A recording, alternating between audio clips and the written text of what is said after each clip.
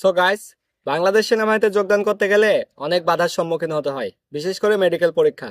আজকে আমি আপনাদেরকে জানাবো যে 10টি সমস্যা বেশি সমস্যা করে। এই সমস্ত সমস্যা থাকলে ছেলে এবং মেয়েদের বাংলাদেশ সেনাবাহিনীতে যোগদান করতে সমস্যা হয়। তো সেই সমস্যাগুলো কি? আজকের এই ভিডিওটা খুবই গুরুত্বপূর্ণ যারা বাংলাদেশ সেনাবাহিনীতে যোগদান করতে আগ্রহী তাদের জন্য। সো এই ভিডিওটা শুরু করা যাক। হ্যাঁ, শুরু করার পূর্বে আরেকটা বিষয় বলতে চাই, সেটা হচ্ছে বাংলাদেশ সেনাবাহিনীতে যোগদান করতে গেলে কিন্তু সেখানে একটা রিটেন পরীক্ষা এবং ভাইবা পরীক্ষা থাকে। সেই পরীক্ষায় যারা ভালো মার্কিং তুলতে পারে তাদের চাকরি কিন্তু অনেকটা সহজ হয়ে যায়, চাকরি হওয়াটা। সো সেই প্রস্তুতি কিন্তু সহজ করবে প্রিজম প্রকাশনীর সৈনিক পদে নিয়োগ সহায়িকা এই বইটি। বাজারে অন্য কোনো বই নাই বিকল্প হিসাবে, যেটা নিলে সহজেই সৈনিক পদের এই পরীক্ষা উত্তীর্ণ হওয়া যায়।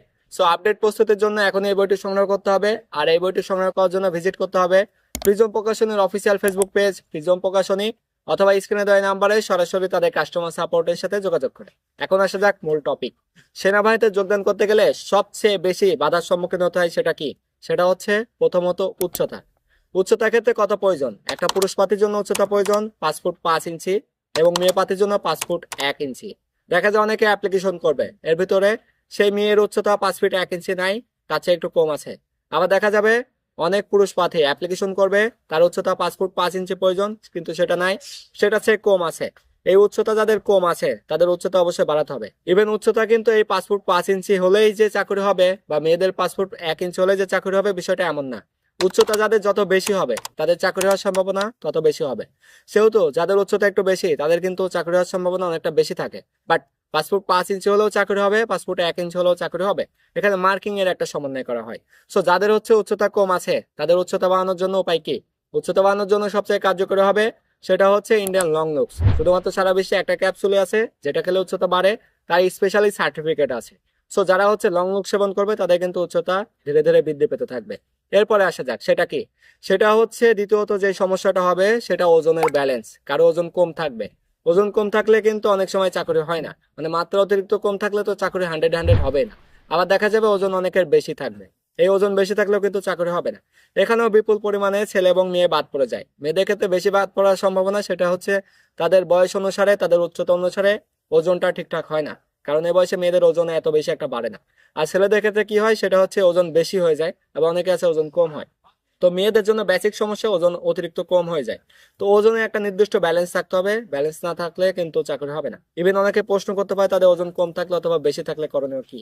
ওজন যাদের কম আছে তাদের ওজন বাড়ানোর জন্য সবচেয়ে কার্যকরী হবে হেলথ ফিট অথবা সুপার হেলথ। এটা খেলে কিন্তু ওজন বেড়ে যাবে। অথবা দেখা যাবে অনেকের ওজন বেশি আছে, ওজন কমানোর জন্য সবচেয়ে কার্যকরী হবে তাদের কিউ স্লিম অথবা সুপার স্লিমিং হাব। এই সময়ের ভিতরে মানে যারা হচ্ছে আগ্রহী বাংলাদেশ সেনাবাহিনীতে যোগদান করবে, সামনে কিন্তু একটা সার্কুলার আছে, ডিসেম্বর মাসে 28 থেকে 31 তারিখের ভিতরে পাবলিশ হবে। মাঝখানে আরো কিছুদিন সময় পাওয়া যাবে অ্যাপ্লিকেশন করার পরে।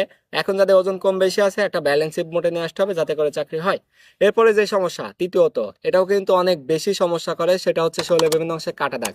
এই কাটা দাগ থাকলে কিন্তু চাকরি হয় না। অনেকে ব্লেডে হাত কেটে ফেলে, অনেকে কি করে অ্যাক্সিডেন্ট করে ফেলে, অথবা অনেকের অপারেশন করা সেলাইয়ের দাগ থাকে। এই সমস্ত কাটা দাগ থাকলে চাকরি হবে না। সো যারা হচ্ছে স্বপ্ন দেখে যারা বাংলাদেশ সেনাবাহিনীতে যোগদান করবে তাদের জন্য কিন্তু এটা একটা বড় বাধা।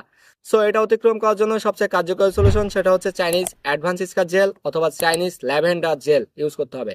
নিয়মিত ব্যবহারে কিন্তু এই কাটা দাগ থেকে পরিত্রাণ পাওয়া যায়। সো যাদের হচ্ছে এরকম সমস্যা আছে আমি বলবো এই সময়ের ভিতরে কিন্তু রিকভার করতে হবে। এখন আসা যাক চতুর্থ কোন সমস্যাটা ইফেক্ট করে। চতুর্থ যে সমস্যা আছে সেটা হচ্ছে শরীরের বিভিন্ন অংশে ফাটা দাগ বা স্ট্রেস মার্ক। যাদের বডিতে স্ট্রেস মার্ক আছে, অনেক ছেলে এবং মেয়েদের এরকম আছে, দেখা যায় তাদের ওজন বেড়ে যায় অথবা ওজন কমে যায়। এই বেড়ে যাওয়া অথবা কমে যাওয়ার সময় কিন্তু শরীরের বিভিন্ন অংশে স্ট্রেস মার্ক হয়। কাদের অংশে হয়, পেটের অংশে হয়, মেরুদণ্ডের অংশে হয়, বা শরীরের যে কোনো অংশে কিন্তু ফাটা দাগ হয়। ফাটা দাগ হলে কিন্তু সেখানে বাদ দিয়ে দেওয়ার সম্ভাবনা অনেকটা বেশি। তো যাদের এই ফাটা দাগ আছে ফাটা দাগ রিমুভ করে কিন্তু মাঠে যেতে হবে, এটাও কিন্তু সেখানকার একটা বড় বাধা।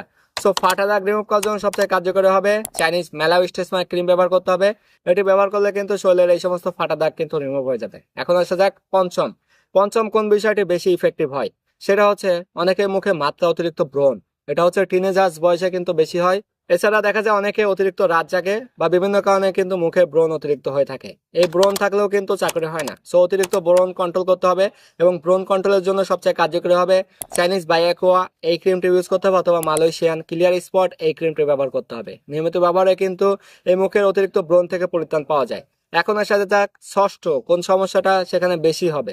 সেটা হচ্ছে দেখা যাবে অনেকের দুই হাঁটুর মাঝখানে লেগে যায়, যেটাকে বলা হয় নকনি প্রবলেম। দুই হাঁটুর মাঝখানে লেগে যায়, তারা ফিজিক্যাল এক্সারসাইজ করে, তারা পায়ের মাঝখানে বালিশ দিয়ে ঘুমায়, কিন্তু এই নকনি প্রবলেম থেকে সমাধান পায় না। তো তাদের জন্য রয়েছে একটা সলিউশন, সেটা হচ্ছে অ্যাবডোমিনাল স্টপ ডেফিনেশন। এই স্লিমিং ক্রিম ব্যবহার করতে হবে, দুই হাঁটুর মাঝখানে মাসাজ করার পাশাপাশি দেন ফিজিক্যাল এক্সারসাইজ করতে হবে, দেন হাঁটুর মাঝখানে বালিশ দিয়ে ঘুমাতে হবে, তাহলে কিন্তু হাঁটুর মাঝখানে ফাঁকা হয়ে যাবে।